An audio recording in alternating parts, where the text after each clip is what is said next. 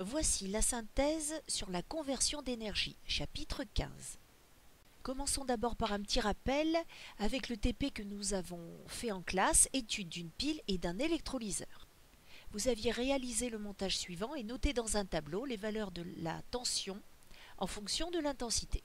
À l'aide de régressifs, vous avez tracé le graphe de la tension en fonction de l'intensité. Vous avez obtenu une... Après l'étude de la pile, vous avez réalisé le montage suivant pour suivre, comme avec la pile, l'évolution de la tension en fonction de l'intensité, mais pour un électrolyseur.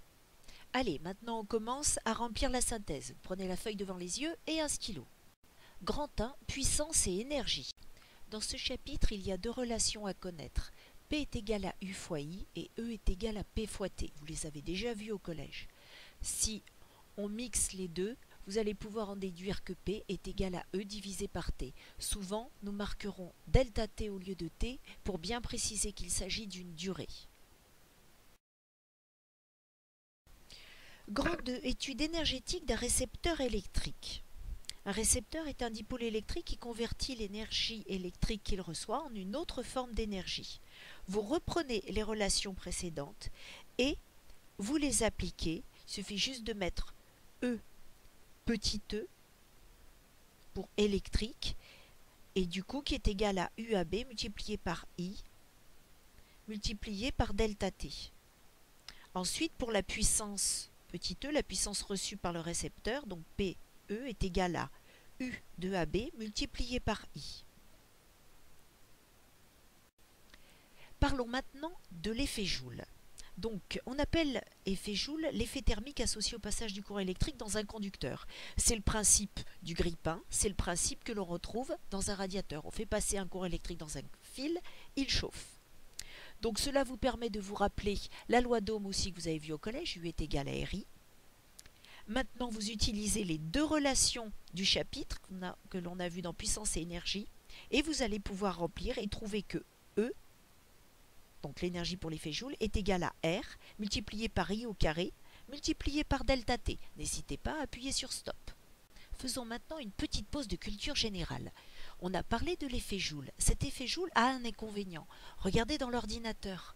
On fait passer donc un courant électrique dans certains composants et il y a une fabrication de chaleur, un dégagement de chaleur.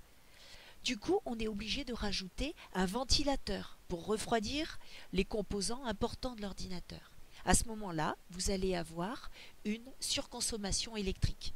Pour l'empêcher, il faudrait fabriquer à température ambiante des conducteurs qui laissent passer le courant sans que l'on ait cet effet Joule. Donc là, je vous laisse appuyer sur pause et vous regardez bien l'image. Maintenant, un petit rappel pour l'éco-citoyen que vous êtes. Vous savez qu'il y a des lampes, donc des ampoules qui consomment plus ou moins. Faites attention à la puissance, vous les comparez. Vous faites aussi attention à ne pas les jeter n'importe où après usage. Et vous faites aussi attention au fait que certaines ampoules ont besoin de fonctionner avec un courant continu ou un courant alternatif. Si c'est un courant continu, alors que EDF nous fournit un courant alternatif, il y aura besoin d'un système supplémentaire qui consommera donc aussi de l'énergie pour faire la transformation. Donc attention, réfléchissez bien. Grand 3, le générateur électrique. Donc comme vous le voyez sur la photo d'un générateur qu'on a au lycée, c'est un dipôle électrique qui convertit une forme d'énergie en énergie électrique. Nous avions étudié la pile en TP et nous en avions trouvé donc une droite affine. La pente était négative et la caractéristique donc UAB qui est égale à F de I qui avait l'équation suivante, U de AB qui est égale à E moins RI, E étant la force électromotrice du générateur, et petit r, la résistance interne du générateur en ohms. Dans ce grand 4, dans le petit 1 méthode de production, je vous renvoie donc au chapitre 14, et nous allons voir la notion de chaîne énergétique et de rendement.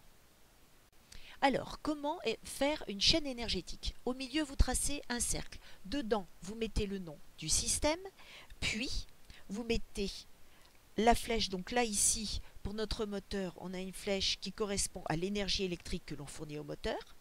Le moteur transforme cette énergie électrique, donc une première flèche en énergie mécanique, puisqu'on obtient un mouvement, et aussi une deuxième flèche, pour la bonne raison que nous avons des pertes par effet Joule, donc une production d'énergie thermique, qui est rarement voulue malheureusement.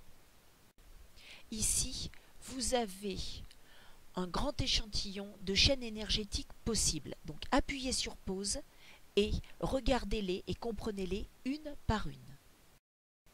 Et voici maintenant la formule pour calculer le rendement. Donc le rendement de conversion d'une chaîne énergétique notée état, lettre grecque, est une grandeur sans dimension qui reflète son efficacité énergétique. État est égal à E, donc l'énergie utile, divisée par l'énergie fournie. Attention, on le présente souvent le résultat sous forme de pourcentage. Par exemple, un panneau de cellules photovoltaïques, donc un panneau solaire, pas thermique, aura un rendement de 25% et ça sera un panneau super efficace. Maintenant, le chapitre est terminé. N'hésitez pas à repasser la vidéo ou les morceaux s'il vous manque des parties sur la synthèse à compléter. À bientôt!